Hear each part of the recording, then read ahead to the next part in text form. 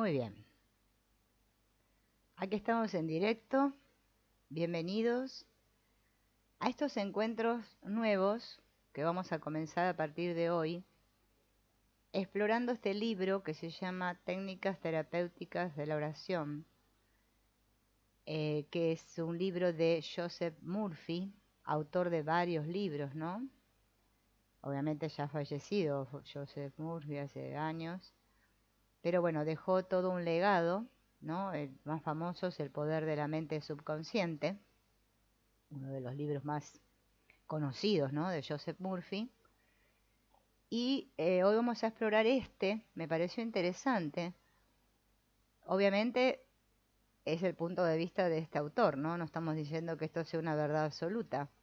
Es su experiencia que la plasmó en un libro. Supuestamente él la llevó a la práctica, como todos los autores, ¿no? Y habla todo sobre la oración. Y va explicando cómo la oración funciona, qué sucede cuando oramos, da ejemplos de personas que han llevado a cabo este método de él. Bueno, vamos a ver qué resulta. No es nada difícil la oración. Quien lea este libro y aplique los principios que se establecen en él, será capaz de orar con eficacia para sí y para los demás. La oración verdadera utiliza la ley universal de la acción y reacción. El pensamiento es acción incipiente. La reacción es la respuesta desde la mente más profunda, que se corresponde con la naturaleza del pensamiento. Piensa bien y el bien seguirá a continuación. Piensa mal y el mal seguirá a continuación. Cuando oras, estás estableciendo un determinado modelo de pensamiento o imagen mental en la mente creadora universal que acepta lo que tú mismo de modo consciente crees que es verdadero. La ley creadora sabe exactamente cómo convertir pensamientos en cosas y comenzará a realizar las pautas de pensamiento que ha recibido. Los resultados se podrán observar como forma, función, experiencia o suceso. Los siguientes son ejemplos de una oración eficaz. Un artículo publicado en un diario de una ciudad de Estados Unidos comentaba sobre un joven en la guerra de Corea que se salvó de milagro de una muerte segura repitiendo los versículos del Salmo 23.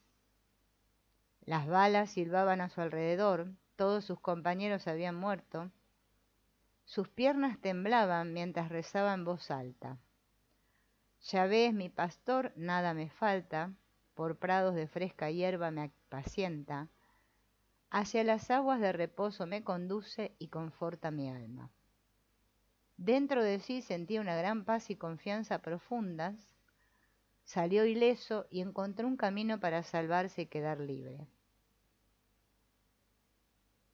Una mujer mayor que escuchaba con regularidad el programa de radio que este autor dirigía, Joseph Murphy, en California,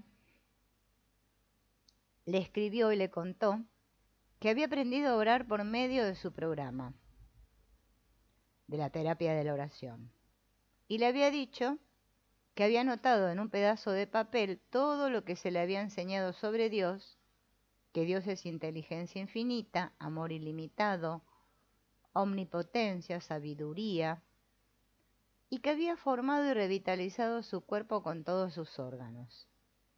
Cada mañana y tarde durante 5 a 10 minutos, ella pensaba solo y en un inquebrantable interés en estas cualidades y atributos divinos y reclamaba en silencio que su mente absorbiera estas verdades.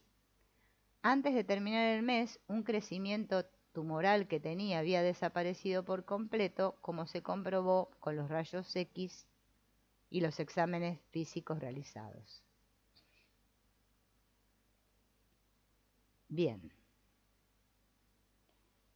Si alcanzas la maestría en el arte de orar, empieza a adherir de inmediato mental y afectivamente a una idea, a un plano o a un objetivo, y sin que haya transcurrido mucho tiempo, empezarás a experimentar pruebas concretas de la reacción corporal a tus pensamientos.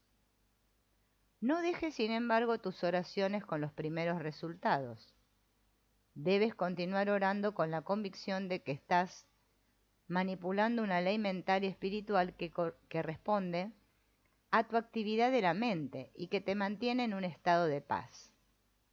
Recuerda que toda idea sobre la que medites y sientas que es verdadera se desarrolla en tu subconsciente y se expresa en tu vida.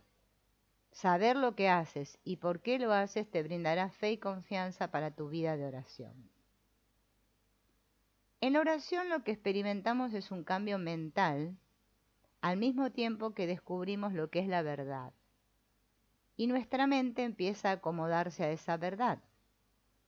La oración revela la verdad de que Dios es el ser superior y omnipotente que resuelve todos los problemas humanos.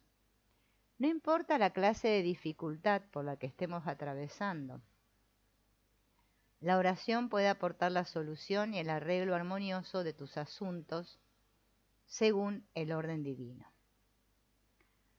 La oración no es una acción para pedir a Dios algo, ni es un forcejeo para cambiar la voluntad de Dios.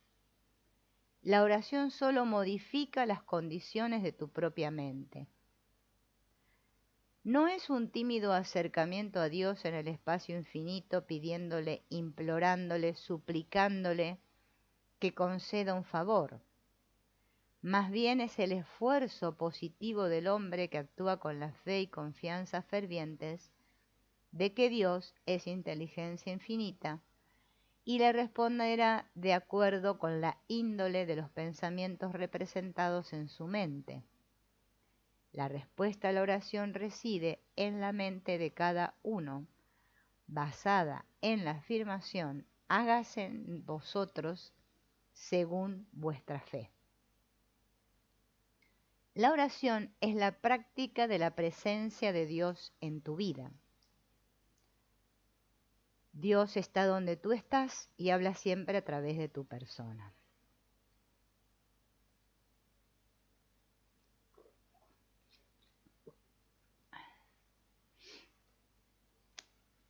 Tú oras cuando piensas en Dios, en su amor y en su sabiduría, y cuando te sientes que eres uno con Dios.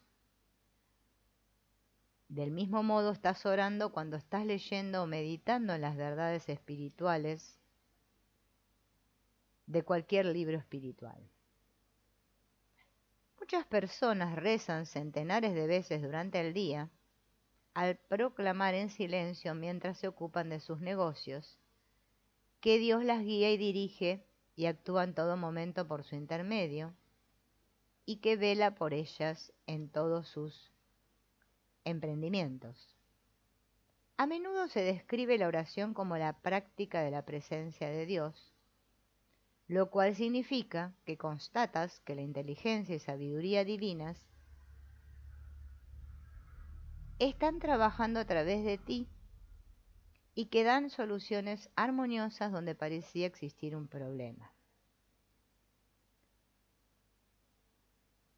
A tus pensamientos sabios le suceden hechos sabios. ¿Qué es un pensamiento sabio? Es saber que Dios o la inteligencia infinita te está guiando ahora y que Él conoce la respuesta. Por lo tanto, puedes afirmar con atrevimiento que conoces la respuesta. Antes de que me llamen, yo responderé. Cuando pides una respuesta a tus problemas, es absurdo que te olvides o no tomes en cuenta las cosas obvias y corrientes que hay que hacer. En la oración entras en contacto por medio de tu pensamiento con la presencia divina que habita dentro de ti. Y habiendo hecho esto conscientemente, solicitas de su sabiduría, de su poder y de su inteligencia infinitos, que resuelva las preocupaciones y dificultades que se cruzan en tu vida, comenzando por los problemas más complejos. La única manera aceptable de pedir por una solución a todos esos problemas consiste en saber y sentir que solo el Dios que mora dentro de ti tiene la respuesta, y porque esto es real, entonces te llegará la respuesta y recordarás la verdad de que Él nunca te va a fallar. La Biblia dice, Dios es espíritu y los que adoran, deben adorarle en espíritu y verdad. Adorar significa que se honra a alguien como digno de recibir la consideración suprema. Esto quiere decir que estás dispuesto a brindar tu más alto tributo, lealtad y entrega al espíritu interior y a reconocerlo como el poder supremo y la esencia de todas las cosas. La concepción infantil de un Dios como un abuelo en los cielos, ¿no?, que es la concepción que teníamos cuando íbamos a la iglesia, ¿no?, en un trono, debe dar paso a la realización de que Dios es la mente y el espíritu dentro de nosotros, que nos da vida y sostiene. Dios es vida. No vemos la vida, pero sí sentimos que estamos vivos. El bien y el mal que experimentamos son solo debidos a nuestra relación personal por medio de nuestro pensamiento con el principio vital que es para siempre completo, puro y perfecto en sí mismo. Asegúrate de no atribuir señorío a las cosas o bienes creados. Acude a la causa de todo, el espíritu dentro de ti. Este espíritu, o Dios, está condicionado en tu vida a la clase de vida racional que tengas. Solo existe un principio creador y fluye siempre a través de tus pautas habituales de pensamiento e imaginación. Esta es la razón por la que haces o creas todas las experiencias, hechos y situaciones de tu vida, según tu imagen y semejanza. Esto constituye la base de toda la oración. No nos confundamos con las citas bíblicas de Él y para Él referidas a Dios, porque en tiempos remotos los místicos hebreos usaban la palabra ello cuando se referían a Dios. Pero eso se interrumpió porque parecía una falta de reverencia y respeto debidos al Padre de todas las cosas. En la Biblia hay alrededor de 76 nombres o quizás más dados a Dios que representan cualidades, atributos, características y poderes divinos. En algunas partes del mundo la gente practica una rígida disciplina física, hace ejercicios de respiración y gimnasia corporal y adopta posturas extrañas y absurdas. Ante la ley creadora es completamente innecesario inclinar la cabeza, hacer genuflexiones o postrarse. El principio vital no hace acepción de personas. No lo podemos engañar, sobornar o adular. El camino hacia Dios no es por medio del cuerpo, es siempre y solo a través de la mente y del corazón. La oración es eficaz por el deseo sincero del alma de unirse con Dios y reproducir sus cualidades y atributos aquí y ahora. Así, dentro de la sabiduría del universo, las personas construyen pautas para sus asuntos y cuerpos al orar y anhelar la realización de la perfección de Dios en sus propias vidas. Este proceso es un modo instintivo y natural de orar. La persona respetuosa que piensa con rectitud actúa de acuerdo con los impulsos buenos que genera. Y luego de esta introducción vamos a ver las técnicas para orar, ¿no? Acá ya el libro en el capítulo 2 comienza con las técnicas que propone el autor, Joseph Murphy.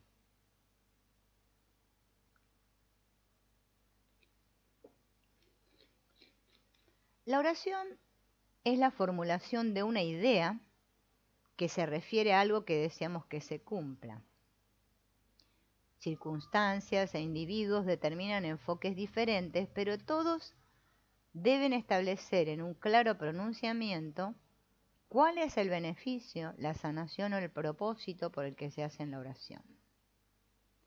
La primera técnica que vamos a ver se llama la técnica de la visualización. El modo más sencillo y elemental para formular una idea es visualizarla, verla con el ojo de la mente, tan vívidamente como si fuera real. Podemos ver a simple vista solo lo que ya existe en el mundo externo, pero de modo semejante, podemos visualizar con la mente lo que ya existe en el reino invisible de nuestras mentes. Toda imagen que tenemos en la mente es la base de las cosas a las que aspiramos y el testimonio de lo no visto. Todo aquello que creamos con nuestra imaginación es tan real como cualquier parte física de nuestro cuerpo. La idea y el pensamiento son reales y algún día aparecerán en nuestro mundo objetivo si nos mantenemos fieles a nuestras imágenes mentales. El proceso de pensar forma impresiones en nuestra mente. A su vez, estas impresiones se manifiestan o expresan en la pantalla como formas, funciones, hechos y experiencias. El constructor visualiza la clase de edificio que quiere, lo ve tal como desea que se termine, sus imágenes y procesos mentales se convierten en el molde plástico del cual surgirá el edificio. Su imaginación se proyecta y dibuja sobre papel y con el tiempo el constructor, con sus obreros, reúnen los materiales para que el edificio se termine.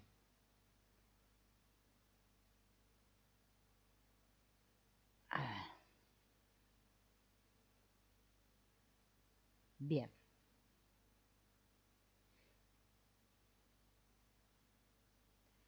El método de la película mental. Los chinos dicen, una imagen vale más que 1000 palabras. William James, el padre de la psicología norteamericana, hacía énfasis en el hecho de que el subconsciente se prestará a pasar cualquier imagen que aparezca en la mente si aquella es respaldada por la fe. Actúa como si fueras y lograrás ser.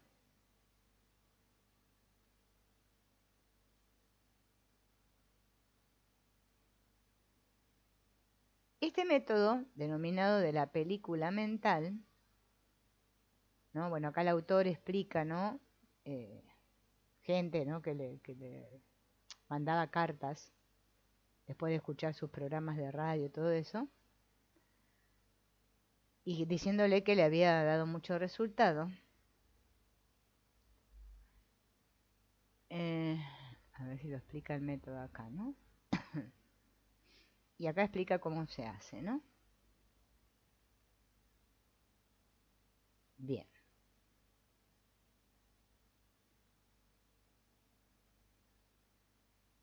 A ver, esperen que agarran porque lo tengo que llevar a cambiar de palabras, ¿no?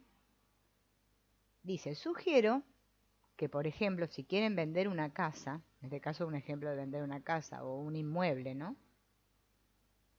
Acepten en sus mentes que el precio establecido es el justo. Luego, pidan a la inteligencia infinita que les acerque el comprador que verdaderamente quiere esa propiedad, quien la apreciará y prosperará con ella.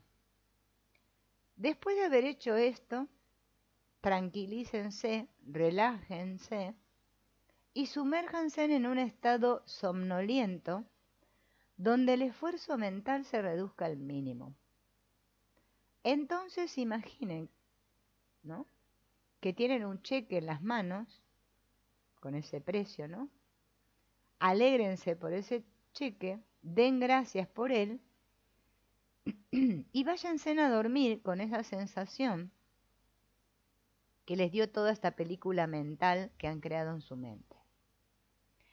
deben actuar como si se tratara de una realidad objetiva y el subconsciente la recibirá como una pista. A través de los canales profundos de la mente, comprador y vendedor se encontrarán juntos. El cuadro imaginativo creado en la mente y sostenido por la fe se hará realidad. Esa es la técnica de la película mental. Ahora vamos a ver la técnica de Baudin. Baudoin. ¿Quién fue Charles Baudouin? Fue un profesor del Instituto Rousseau de Francia, un psicoterapeuta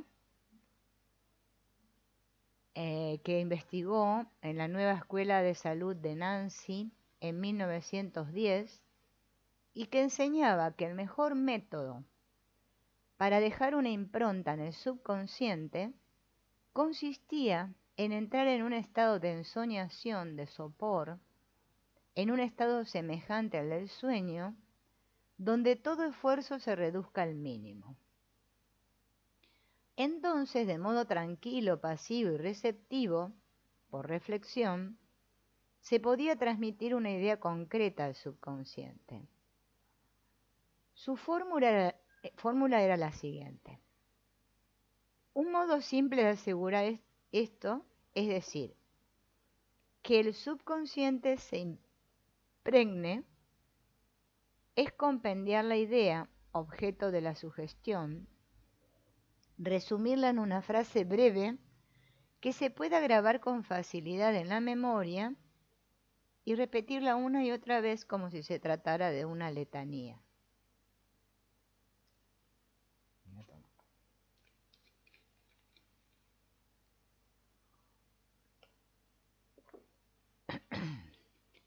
Este señor, Baudouin, hacía énfasis en el hecho de que cuando se entra en este estado semejante al del sueño, ¿no? Es un intermedio entre la vigilia y el sueño, el esfuerzo se reduce al mínimo y se puede enfocar la atención en las cosas buenas, con serenidad y sin tensión. Podemos inducir esta condición por medio del estado de somnolencia. Parece ser que innumerables experimentos sobre seres humanos han demostrado que el subconsciente acepta toda idea, sugerencia o cuadro mental que sea percibido como verdadero por la mente consciente y elabora hasta en los más mínimos detalles las resoluciones que hayan fluido de ella. El subconsciente está sometido del todo al control de la mente consciente u objetiva.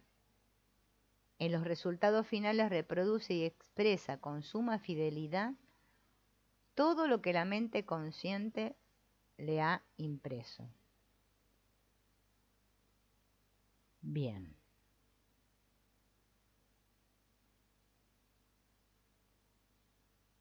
Acá voy a dar este ejemplo porque me parece importante, ¿no?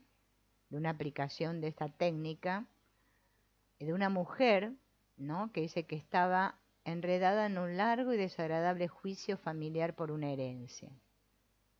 Su esposo le había legado su patrimonio completo y los hijos e hijas de él estaban luchando para destruir ese testamento.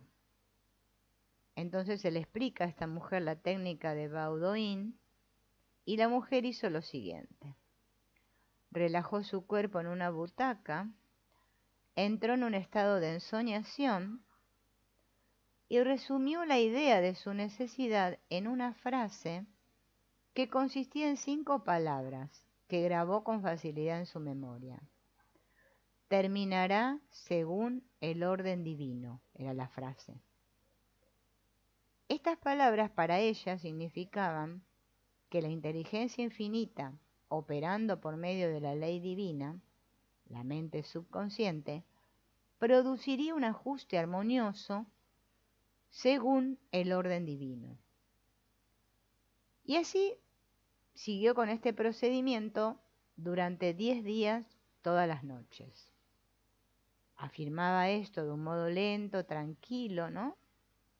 Terminará según el orden divino.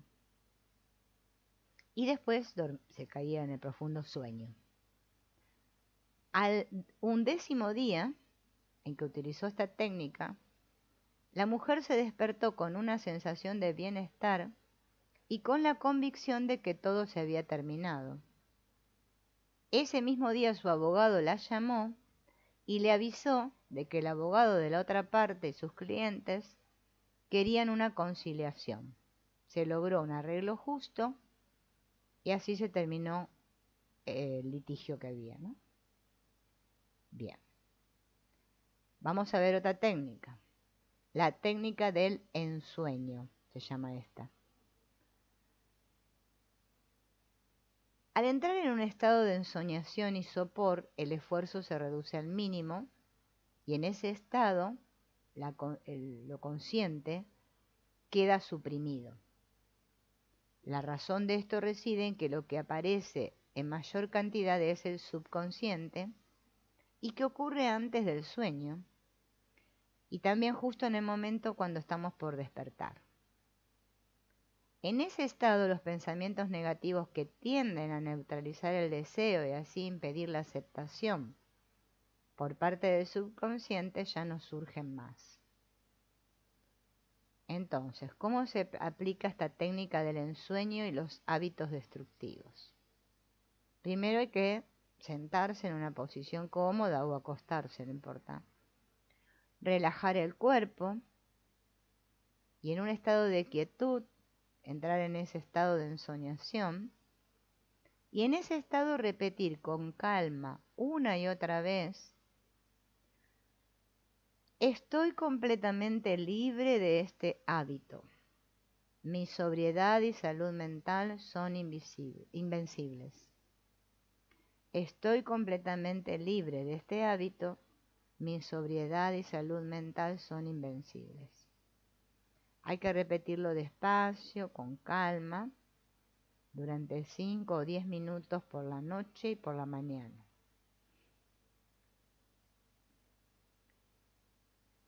Bien. Cuando uno se ve otra vez que cae en la tentación, hay que repetir la frase otra vez en voz alta para uno mismo, para estimular al subconsciente a que acepte esa idea. Y así se va a dar la curación. Bien. Soluciona problemas mientras duermes. Un joven le preguntó a Joseph Murphy cómo podía encontrar el testamento de su padre. El testamento, se ve que lo había perdido, necesitaba encontrar el testamento y le pregunta cómo lo podía encontrar. Parece ser que el padre de este joven había muerto sin dejar rastro del testamento. La hermana del joven le dijo que su padre le había confiado que había hecho un testamento y que era un testamento que era justo para todos. Pero fracasaron todos los intentos para encontrarlo. Entonces, ¿qué le sugirió Joseph Murphy al joven? Que transfiriera su demanda al subconsciente por la noche antes de dormir. Y el método que usó fue el siguiente: ahora paso mi petición al subconsciente, este sabe dónde está el testamento y me lo va a revelar. ¿Mm? Condensó su pedido en una sola palabra: respóndeme. Repitió esta oración una y otra vez. Durante algunas noches se quedó adormecido diciendo respóndeme. Y a los pocos días resulta que tuvo un sueño, de esos sueños que uno tiene muy vívidos y reales, y vio en el sueño el nombre y la dirección de un banco. Fue hasta ahí y se encontró que en la bóveda de seguridad de una caja fuerte había una caja fuerte a nombre de su padre, y ahí estaba la respuesta a su oración. Bien, vamos a pasar a otra técnica. Acá este libro tiene muchas técnicas, por eso vamos a ver todas, ¿no? Siempre algo puede servir.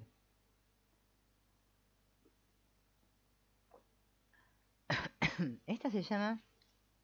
Ay, se me fue el agua para el otro lado. La técnica bíblica. ¿Mm? Bien.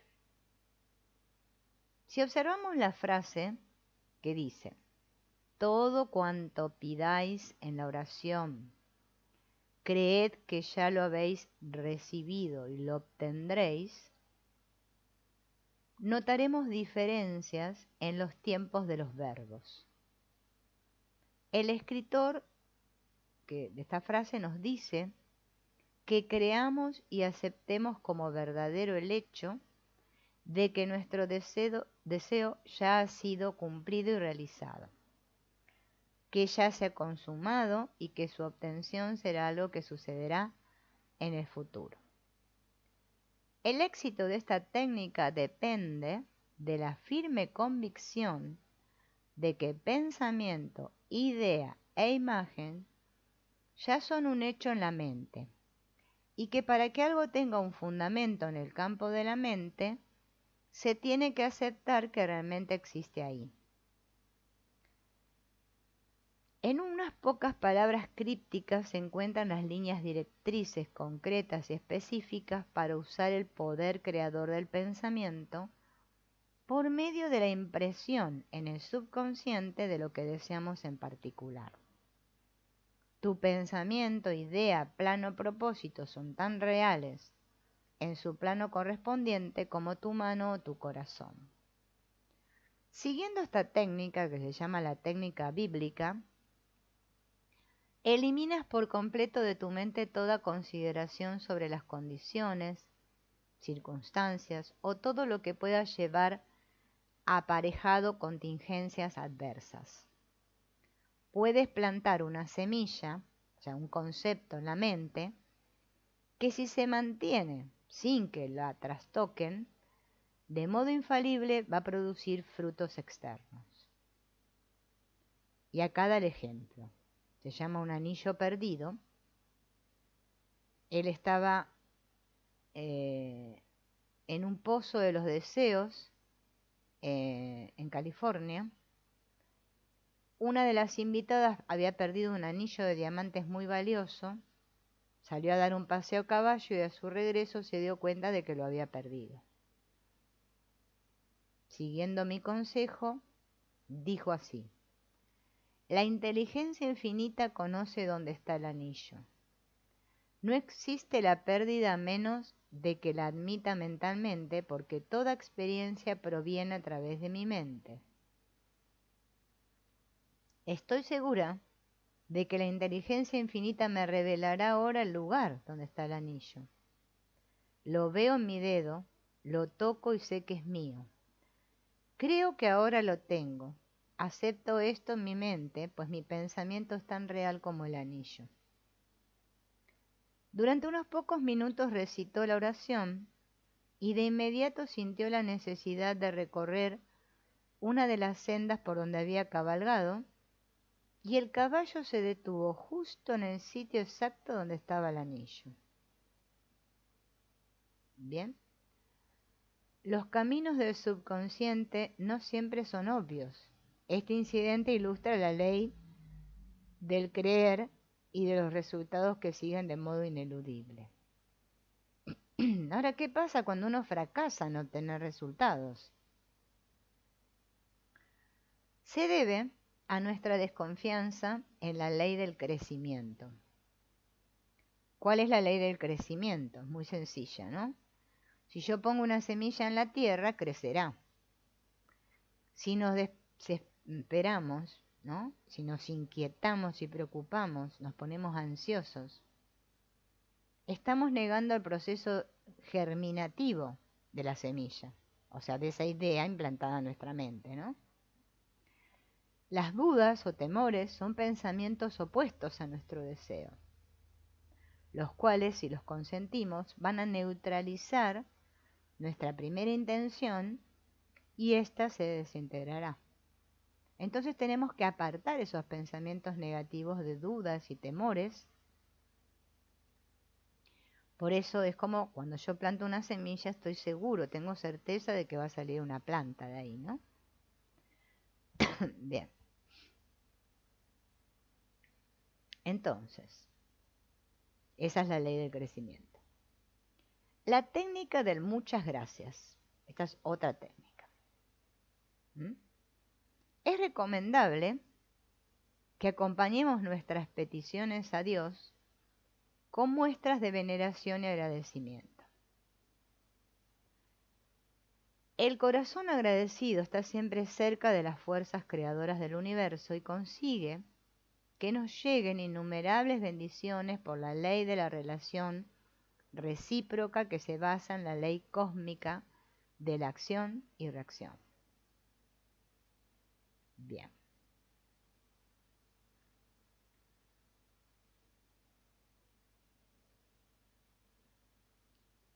Bueno, la técnica de decir gracias, ¿no?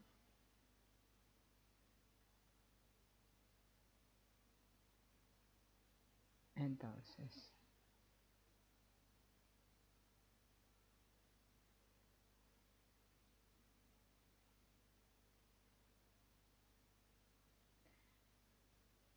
¿por qué funciona esta técnica? Todas las cosas materiales han de tener origen en lo invisible, en el espíritu. Toda la creación es una prueba de las imágenes e ideas mentales en la mente divina, que toman forma según la ley creadora.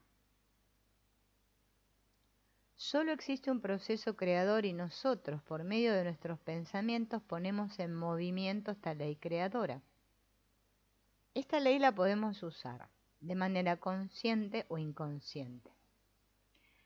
Sin embargo, siempre estamos utilizando esta ley creadora por la simple razón de que siempre le estamos imponiendo algunas ideas e imágenes mentales, seamos conscientes o no de ello, ¿no?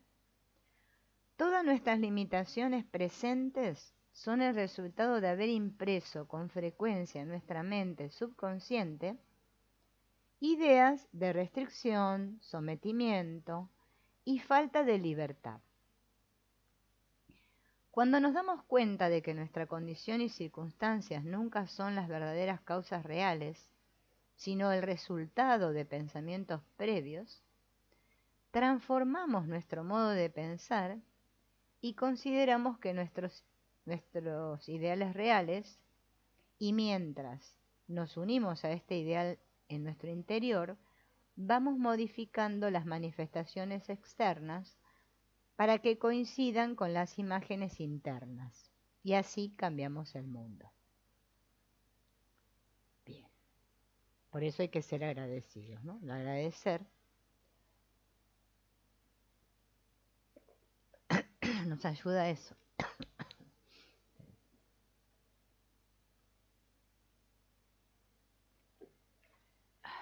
Bien, ahí estamos. Ahora vamos a otra técnica que se llama el método afirmativo.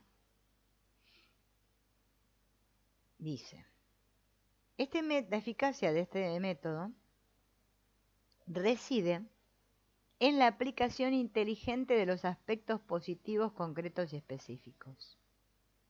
Por ejemplo, un escolar suma 3 y 3 y pone 7 en la pizarra.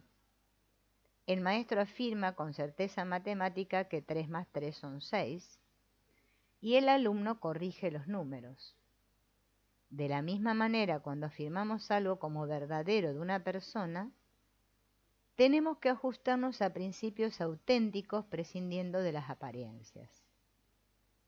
El poder del proceso afirmativo depende de la fe y comprensión de la persona que afirma.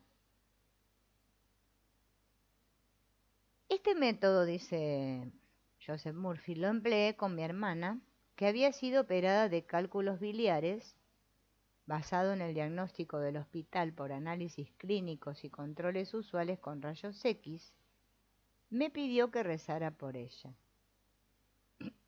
Nosotros vivimos separados a una distancia de unos 10 kilómetros, pero sabemos que en nuestra mente no existe ni el espacio ni el tiempo. El espíritu o la mente están presentes en su plenitud en cada lugar y en forma simultánea. Y en este tratamiento por la oración en favor de otra persona, se debe retirar todo pensamiento sobre la personalidad de esa persona, ¿m? Y apartar al mismo tiempo toda reflexión sobre los síntomas. Se tiene que pensar en la persona como puro espíritu, que muestra la vitalidad, totalidad, belleza y perfección de ese espíritu. Mi afirmación fue la siguiente. Esto obviamente que es lo hizo para la hermana, ¿no? Uno lo puede traducir para otra persona. Este tratamiento por la oración es a favor de mi hermana Kate, quien está relajada y tranquila, bien dispuesta, equilibrada, serena y en calma. Su mente y espíritu son la mente y el espíritu de Dios. La inteligencia sanadora que creó su cuerpo está ahora transformando cada una de las células y cada uno de los nervios, tejidos, músculos y huesos de su humanidad en el modelo perfecto divino. En silencio, sin hacer ruido, se alejan y desvanecen todas las pautas de pensamientos perturbadores, y la totalidad y belleza del espíritu se manifiestan en cada átomo de su ser. Ahora ella se abre y se vuelve receptiva a la presencia sanadora que fluye a su través como un río, que le restaura a la perfección, la salud, la armonía y la paz. En este instante desaparecen todas las distorsiones e imaginaciones desagradables con el infinito océano de amor y paz que le fluye. Y esto es la verdad. Bueno, él decía este párrafo varias veces al día, y cuando volvieron a examinar a su hermana, había mejorado mucho. Afirmar es determinar que eso es verdad, y así, en tanto mantienes esta actitud mental como verdadera, obtendrás la respuesta a tu oración. ¿Bien? Esto lleva a la mente a un estado consciente en el que ésta acepta lo que se ha afirmado como verdadero, continúa afirmando la verdad hasta lograr la reacción subconsciente que satisfaga. Bien, así que esa es la técnica de la afirmación. Ahora vamos a ver otra técnica que se llama la técnica de la argumentación. Esto proviene de un método de un doctor llamado Phineas Parkhurst Quimby. El doctor Quimby fue pionero en la sanación mental y espiritual. Vivió y practicó la sanación en Belfast, Maine, hace 100 años. ¿Qué estudió este doctor? El mesmerismo. Bueno, el mesmerismo viene de este famoso Mesmer. Bueno, yo que estoy subiendo esos videos de Aprende Psicología, de un libro que tengo que se llama justamente el libro de la psicología, aparece este Mesmer, ¿no? Que parece ser que había estudiado unos 7 años para entender cómo funcionaba la mente. Y a partir de entonces abandonó esto en favor de la sanación espiritual. Obtuvo resultados sorprendentes por medio de la terapia de la oración para con todas las variantes de las llamadas enfermedades incurables. La obra que escribió se llamó Los manuscritos de Quimby. Fue editada en 1969 por Horado Dresser y hoy en día está disponible en inglés en muchas partes. Este libro reúne referencias periodísticas de los sorprendentes resultados obtenidos por este hombre de todas las enfermedades por medio del tratamiento con la oración. No, todavía no. Bueno, dale. Sí, hay que volver a llenarlo. Sí, sí. Dale. Entonces, en este libro, ¿no? que se trataba para curar las enfermedades, ¿no? Por medio de la oración, vuelvo a repetir. Recuerden que estamos hablando del año 1969, ¿no? Parece ser que este Quimby repitió muchas de las curaciones milagrosas registradas en la Biblia y solía pedir a los enfermos, en este caso con tuberculosis u otras enfermedades malignas, que le permitieran presentar sus casos ante el gran tribunal divino, porque si ellos tenían fe y confianza en su persona, él probaría que eran inocentes. Es como que él daba un argumento, ¿no? Ante el tribunal divino, argumentando al favor del paciente, ¿no? Bien. El método este consiste en un razonamiento espiritual donde tú mismo te convences de que el paciente es una víctima de creencias falsas y temores infundados, de que la enfermedad y la dolencia son causadas solo por una pauta de pensamiento deformada y alterada que se ha enquistado en su cuerpo. Esta creencia falsa en una causa y poder externo se manifiesta luego en una enfermedad y se puede modificar por el conocimiento de la ley que enseña que solo existe una causa primera, el espíritu vivo de Dios. Y el espíritu nunca puede estar enfermo, ni frustrado, ni insatisfecho, ni sujeto a enfermedades. La base de toda sanación es el cambio de creencia. Racionalmente entiendes que la inteligencia infinita ha creado el cuerpo y todos sus órganos, entonces por lo tanto sabe cómo sanar. Y puede sanar y lo hace ahora mientras alguien está hablando. O sea, está dando el argumento, ¿no? Entonces, tienes que, armar un argumento en un tribunal mental que la enfermedad es una sombra de la mente, que tiene su base en un pensamiento e imaginería enfermizos, embebidos en la enfermedad. Prosigues armando todas las pruebas que puedas reunir a favor del poder de la presencia sanadora que ha creado los órganos, las células, los tejidos, bueno, todo. Y después das el veredicto en la sala del tribunal mental en beneficio de tu paciente. Tus pruebas mentales y espirituales son abrumadoras. Como existe una sola mente, lo que sientes que es verdadero se hará carne en la experiencia del otro, porque solo hay una mente. Bien, vamos a tomar otro poquito de agua. Ese es el método de la argumentación.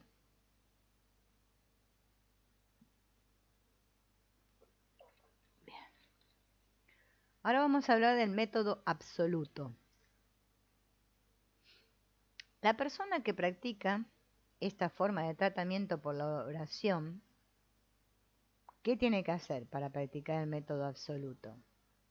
Menciona el nombre del paciente. Vamos a suponer que el paciente se llama Juan Marsal. Y luego, con tranquilidad y en silencio, piensa en Dios, en las cualidades y atributos de Dios, ¿no? Que Dios es felicidad, amor, inteligencia, paz, sabiduría, armonía, perfección. Y mientras piensa de modo sereno y sigue esta línea de pensamiento, es transportado en su conciencia a una nueva longitud de onda espiritual y en ese momento siente que el océano infinito de amor de Dios está disolviendo ahora en la mente y en el cuerpo de Juan Marsal todo lo que no es de Dios. Y todo lo que le perturbe y molesta se disuelve en la presencia del infinito océano del amor de Dios. ¿Bien?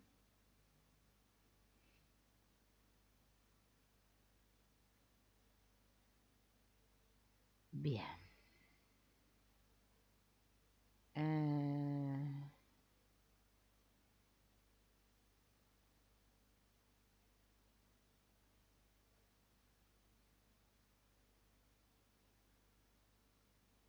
Tienen que pasar esto que son.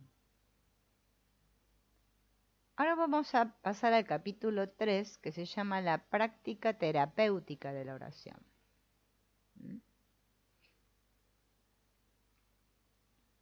Vamos a hablar de la sanación espiritual y fe sanadora. La sanación espiritual exige un razonamiento serio y una consideración juiciosa por parte de la persona que la encara. Sanación espiritual no es lo mismo que sanación por la fe. Un sanador por la fe es alguien que sana sin ninguna comprensión científica de los poderes en cuestión. Puede aducir que tiene el don especial de sanar. La fe ciega del enfermo en él o en sus poderes puede lograr resultados positivos. La terapia espiritual es la operación sincronizada, armoniosa, inteligente de los niveles mentales conscientes e inconscientes que están dirigidos a un determinado fin. El terapeuta espiritual debe saber qué está haciendo y por qué lo está haciendo, y confía en las leyes de la sanación. El médico de vudú en Sudáfrica puede sanar con conjuros, o alguien puede sanar al tocar los huesos que se atribuyen a un santo, o utilizar lo que sea que induzca al paciente a creer con toda sinceridad en el sistema o en este método. En la actualidad, el tema de la sanación espiritual ha despertado un amplio interés en todo el mundo. Los seres humanos están más abiertos a los poderes sanadores que están en la mente subconsciente. La respuesta que explica esto es que existe un solo principio sanador, que es la mente subconsciente, y un solo procedimiento de sanación, que es la fe. Esta es la razón por la cual Paracelso afirma esta gran verdad. Sea real o falso el objeto de tu fe, aún así obtendrás los mismos resultados. Un hecho conocido de las curaciones es que se han producido en muy diversos santuarios de todo el mundo, en Japón, en la India, en Europa, en América. Es obvio que para quien recapacita debe existir un principio común, que es la base fundamental de todas ellas. Dejando de lado el lugar geográfico o los medios empleados, solo existe un principio sanador, y en el proceso de toda sanación está la fe. Primero hay que tener presente que nuestra mente o la naturaleza de nuestra mente es dual, ¿sí? La mente consciente está siempre bajo el poder del razonamiento y la subconsciente ha tomado el control total de nuestro cuerpo. Se puede verificar que se han producido sanaciones por medio de la osteopatía, la quiropráctica, la medicina, la naturopatía, además de las realizadas por intermedio de algunas iglesias, pero nosotros sostenemos que todas estas sanaciones han sucedido por medio de la mente subconsciente, que es la única sanadora existente. Y acá el autor introduce todo el tema de la mente subconsciente, ¿no? Cómo está relacionado con la salud. Bien.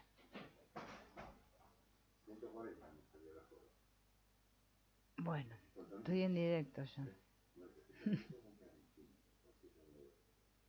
Y ahora no te puedo decir. Espérame un segundo, que ya termino.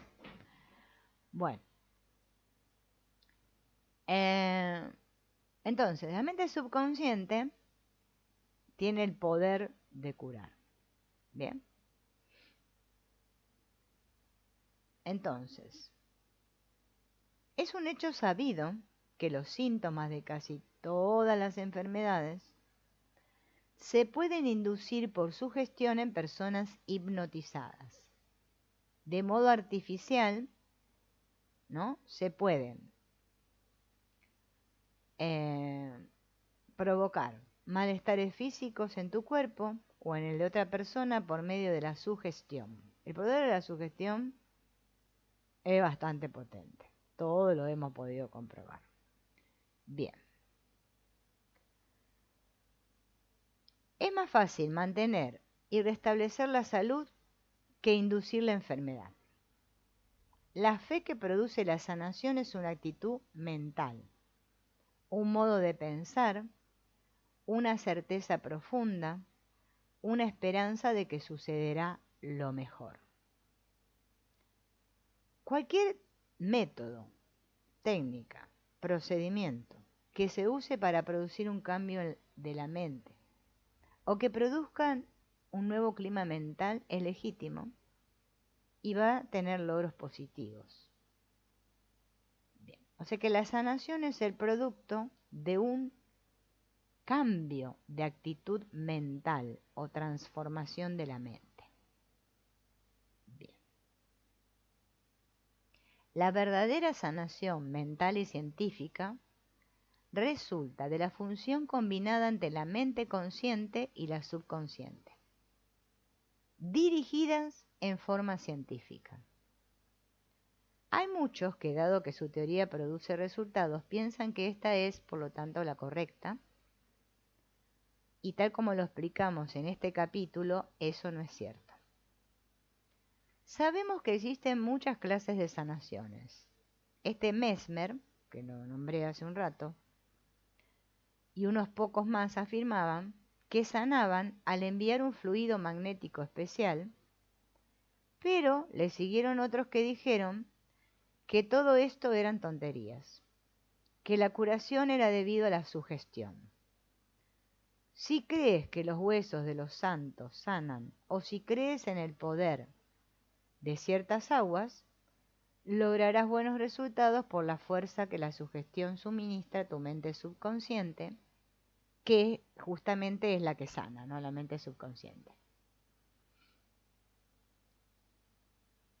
Todas las asociaciones de psiquiatras, psicólogos, osteópatas, médicos, ministros de iglesias, usan el único poder sanador universal que reside en la mente subconsciente.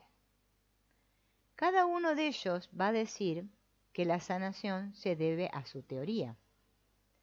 Pero el proceso de cualquier sanación consiste en una actitud mental, clara y positiva, una certeza profunda o un modo de pensar que llamamos fe. La sanación se produce por una esperanza confiada que actúa como una vigorosa sugestión sobre la mente subconsciente que libera su poder sanador. Nadie sana por tener un poder diferente.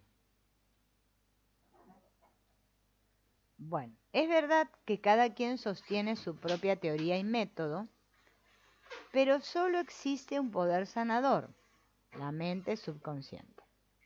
Bien. Elige, dice acá, la teoría y el método que quieras. Si tienes fe, obtendrás resultados. Y acá empieza a hablar de la terapia de la oración en diferentes lugares, ¿no? Y con diferentes autores, ¿no? Que van dando sus teorías, ¿no? Y empieza hablando de un John McDowell que describió las pruebas que se estaban realizando con la terapia de la oración en una universidad de Redlands con el título "Las pruebas psicosomáticas revelan el poder de la oración". Y escribió: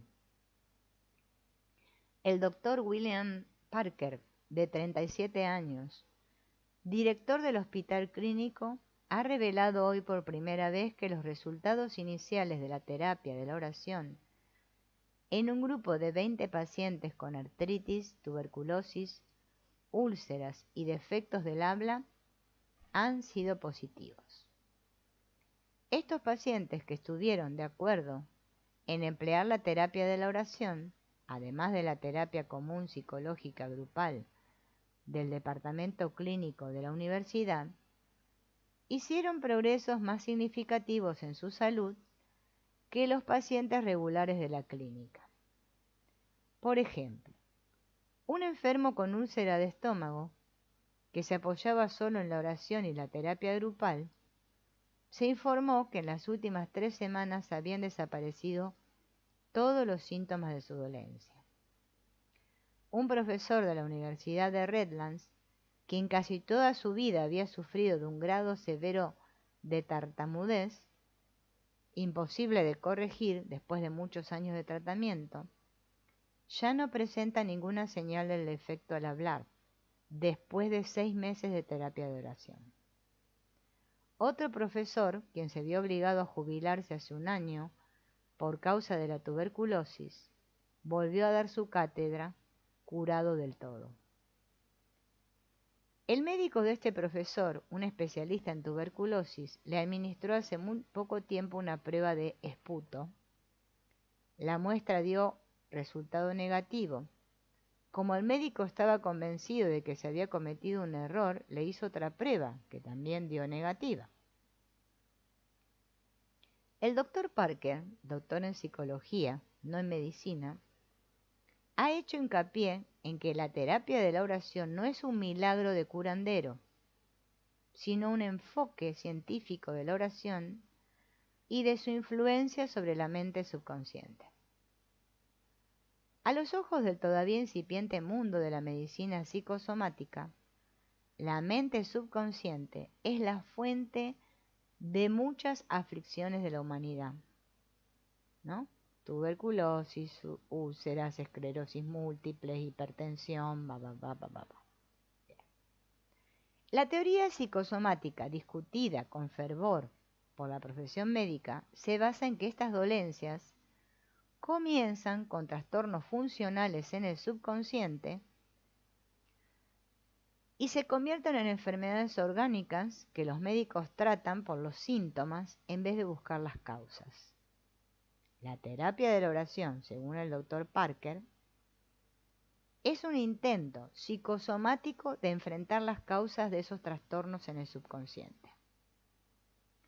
Existen 4 problemas fundamentales de la personalidad que están en la base de todo lo que funciona mal en la mente subconsciente. Y estos son el temor, el odio, la culpa y el sentimiento de inferioridad. En los experimentos de terapia de la oración en Redlands, estos conflictos básicos se los descubre, en primer lugar, por medio de un grupo de test psicológicos que se le dan a los que participan del proyecto. Después de hacer este test, o estos test, los pacientes se reúnen en una sesión grupal de 90 minutos, una vez a la semana, para discutir sus problemas. En estas reuniones se entrega a cada uno un sobre cerrado que contiene información sobre un aspecto perjudicial para su personalidad, porque ese aspecto se reveló en el test, ¿no? Bien. En su casa, cada paciente abre el sobre y se entera de una faceta nueva y poco agradable de su personalidad.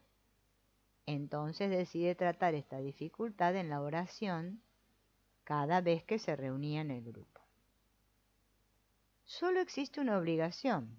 Se exige a todos que de forma regular oren cada noche antes de irse a la cama. Insistimos en la oración en ese momento del día porque lo último en que una persona piensa antes de dormirse es lo que más facilidad hace que penetre en su subconsciente. El doctor Parker, quien puso en práctica sus teorías de la oración en sí mismo durante la aparición de úlceras hace unos 3 años, afirma que se tiene que enseñar a orar a la mayoría de los enfermos. A los pacientes de la oración terapéutica clínica se los instruye a tener un enfoque positivo de la oración, haciendo hincapié en el amor y elevando el concepto de Dios y del universo. Nuestras oraciones no son una petición de salud, sino que son afirmaciones de sanación por parte del paciente que quiere arremeter contra el componente insano, afirmaciones hechas de manera positiva y repetitiva que se sumergen en el subconsciente y llegan a formar parte de la persona. De esta forma, por medio de la oración se pueden abordar los aspectos destructivos dentro del subconsciente y de hecho eliminarlos. Así quedan suprimidas las causas de las enfermedades. En su libro Prayer Can Change Your Life, la oración puede cambiar tu vida, explica los notables y sorprendentes resultados de la terapia de la oración en esta universidad donde él la puso en práctica, ¿no? Bien. Ahora vamos a ver cómo sanar por medio de la terapia de la oración. El método corriente es el siguiente. Primero, observa el problema. Observa el problema. Segundo, después busca la solución o el camino hacia ella que solo conoce la mente subconsciente. Tercero, descansa en el sentimiento de una profunda convicción de que ya se ha resuelto. No debilites tu tratamiento diciendo, espero que sí, o algo mejoraré. La organización celular de tu cuerpo seguirá fiel y honestamente cualquier proyecto que la mente consciente le brinde por la vía de la mente subconsciente. Tus sentimientos sobre el trabajo a realizar son los que mandan. Reconoce que la salud es tuya, tu armonía es tuya. Sé inteligente y conviértete en un vehículo del poder infinito de sanar de la mente subconsciente. Las causas del fracaso son la falta de confianza y el excesivo esfuerzo. Pasa la idea de salud a la mente subconsciente hasta que estés convencido y luego relájate. Quítate el asunto de encima. Por medio de la relajación produces un impacto en la mente subconsciente y permites que la energía cinética que respalda la idea se haga cargo y concluya con un resultado concreto.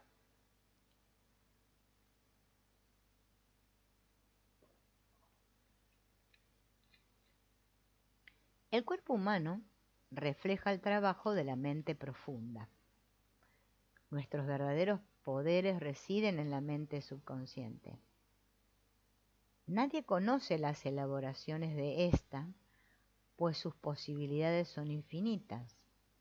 Sabemos hasta dónde nos es posible aprender sobre su funcionamiento y lo usamos en consecuencia. Existe una inteligencia que se hará cargo del cuerpo si lo abandonamos a su suerte. La mente consciente siempre interferirá con los indicios que presentan los 5 sentidos basados en las apariencias externas que llevan a que sintamos miedo. Cuando el miedo, las creencias falsas y las pautas negativas se han establecido y registrado en la mente subconsciente, a esta no le queda otro camino que actuar sobre esos datos y proyectar lo que hay ahí. Entonces, si examinamos las obras de Edison, Carver, Einstein y muchos otros que sin demasiados estudios supieron cómo interpretar los múltiples tesoros de la mente inconsciente, tienes muchas razones para tener fe en ti mismo. Bien. No podrás ir muy lejos si no crees en lo que no ves. Yo no veo el amor, pero lo siento. No veo la belleza, pero contemplo sus manifestaciones. Nuestro mayor error consiste en la falta de confianza en el poder de la mente subconsciente. Bien. Este es un ejemplo.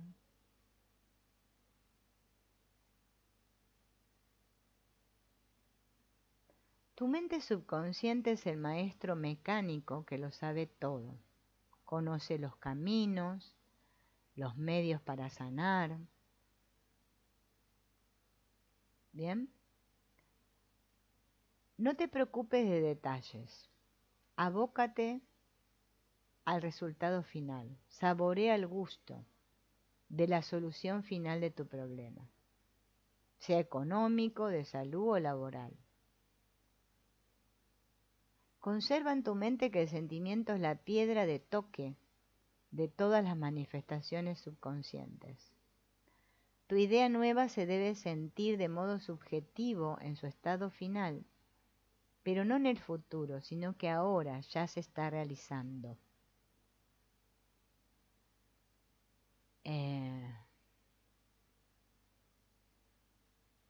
Dice, esta es una oración que recitaba un clérigo en el norte de África. Varias veces durante el día recitaba, con lentitud y tranquilidad, estando relajado, mental y físicamente. La perfección de Dios se expresa ahora a través de mí. La idea de salud está colmando mi mente subconsciente. La imagen que Dios tiene de mí es una imagen perfecta y mi mente subconsciente recrea mi cuerpo en exacta conformidad con la imagen perfecta que Dios tiene en su mente. ¿Bien? Una manera estupenda de impresionar la mente subconsciente es por medio de la imaginación entrenada o científica. El subconsciente es el que regula todas las funciones de nuestro cuerpo, ¿no? Bien.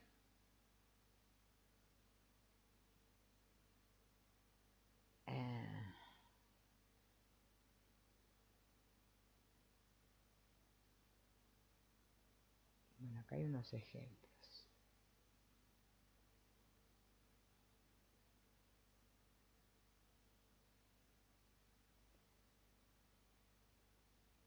En el capítulo 4 ya se habla de cómo funciona la oración. Y para cerrar, vamos a ver esta parte y después continuaremos en otro encuentro con lo que sigue, ¿no? Nadie puede fastidiarte. Nosotros fíjense en que pensamos que otros nos molestan. Es lo normal en este mundo, ¿no? O nos hacen daño. Muchas veces hemos escuchado, estoy profundamente herido. No puedo superarlo. Me ha herido en lo más profundo. Esto es la gota que colma el vaso. Puedo perdonar todo menos esto. La única fuerza creadora es nuestro pensamiento. En consecuencia, estamos heridos por nuestros propios pensamientos, por el mecanismo de nuestra mente. Todas las personas tienen la posibilidad de reaccionar, de modo negativo o positivo. No se trata de lo que el otro diga o haga para sentirme herido. Es mi reacción lo que cuenta frente a lo que el otro haga o diga. Eso sí cuenta. Las sugerencias y frases de los demás no pueden crear en mí una disposición a menos que yo la acepte y le dé mi consentimiento mental. Este proceso requiere una acción de mi mente, que es el único medio creativo. Así que yo elijo cómo pensar y cómo reaccionar. ¿Bien?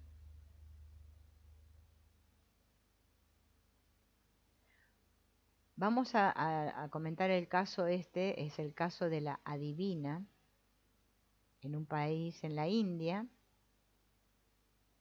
Había un pariente del autor que le habló de un amigo que había ido a una adivina que predecía el futuro con una bola de cristal y le había dicho que tenía un corazón débil y que moriría en la próxima luna nueva. Sucedió como lo había predicho. Mi pariente también me contó que esta adivina tenía fama de tener extraños poderes ocultos y podía beneficiar o dañar a las personas. Bien, veamos lo que sucedió a la luz del conocimiento que tenemos sobre la manera como la mente subconsciente funciona. Todo lo que la mente humana, consciente y racional, cree, el subconsciente lo acepta y actúa en consecuencia. Esta es la razón por la que las Sagradas Escrituras dicen: ¿cuál es su pensamiento en su corazón? O sea, en su mente subconsciente, tal es él. Hágase en vosotros según vuestra fe.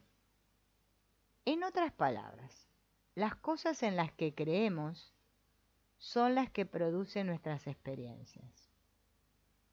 El amigo de este pariente de él era un hombre feliz, saludable, robusto, cuando fue a ver a la divina. Esta divina le hizo una predicción muy negativa que funcionó como una sugestión poshipnótica. Se aterrorizó y vivió pendiente en cada instante del hecho de que iba a morir en la próxima luna nueva. Le contó a todo el mundo lo que le habían anticipado y se preparó para el final. Entonces su mente se puso en acción y su pensamiento fue la causa de su fin. O sea que él provocó su propia muerte. Bien. Esa mujer no tenía más poder que las piedras y ramas en el suelo del bosque. Su sugestión no tenía poder para crear o producir el fin que sugería. Si esta persona hubiese conocido las leyes de la mente, habría rechazado todo esto, sabiendo en su corazón que él solo era gobernado y dirigido por sus pensamientos y sentimientos. Bien. Las sugestiones de otras personas no tienen en absoluto en sí mismas ningún poder sobre nosotros, excepto el que nosotros querramos atribuirles con nuestros pensamientos.